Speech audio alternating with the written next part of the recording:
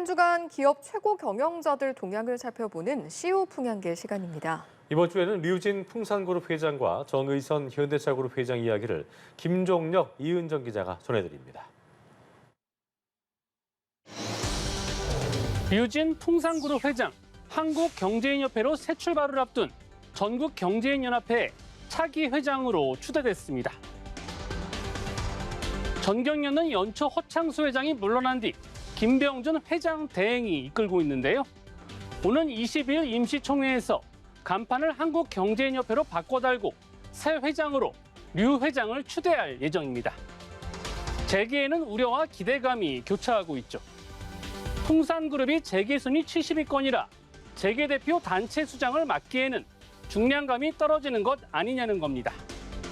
반면 글로벌 마당발로 불리는 류 회장의 인맥에 대한 기대감도 꽤 높습니다. 특히 안보와 지정학이 경제에 영향을 주는 시기인 만큼 부시 전 대통령 일가와의 인연 등 미국 통인 류 회장이 적임자란 평가도 있죠.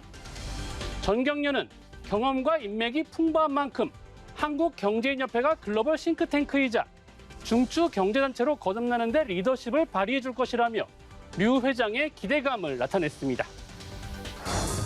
정의선 현대차그룹 회장, 거대 시장으로 급부상한 인도를 찾아 성장 전략을 직접 점검했습니다. 정 회장은 최근 현대차 기아의 인도 기술연구소와 현대자동차 인도 공장을 방문했습니다. 현지 임직원들과 인도 시장의 중장기 성장 전략도 논의했죠. 정 회장의 인도 방문은 4년 만인데요.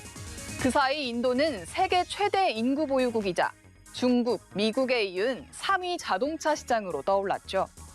현대차그룹은 지난해 인도 시장에서 사상 최대인 80만 7천여 대를 판매했습니다. 올해도 7월까지 판매량이 1년 전보다 8.8% 늘며 인도 시장에서 마루티 스즈키에 이어 2위로 자리 잡았는데요. 인도 정부가 2030년까지 전기차 판매 비중을 자동차 판매량 30%로 늘린다는 목표를 세운 만큼 정 회장은 인도 전기차 시장에서 선도 기업 입지를 구축해달라고 당부했습니다.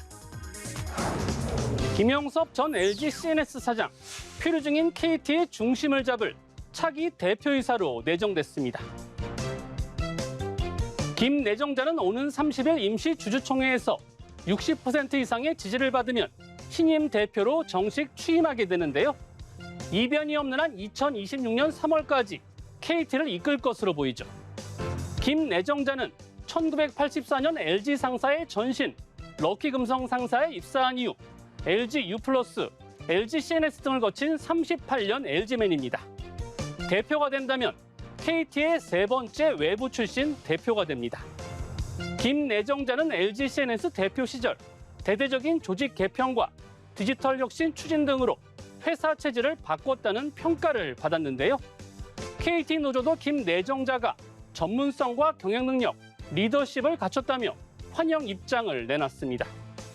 KT가 약 9개월간의 경영 공백 사태를 겪고 있는 만큼 김 내정자 앞에는 많은 과제가 놓여 있는데요.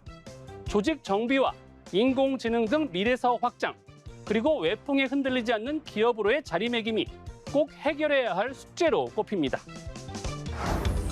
윤종규 KB금융그룹 회장, 11월 임기 만료를 앞두고 4연임 도전에 나서지 않겠다고 밝혔습니다.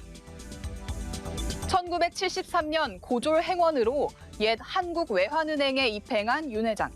이후 일과 학업을 병행해 공인회계사와 행정고시에 합격한 입지전적인 인물인데요.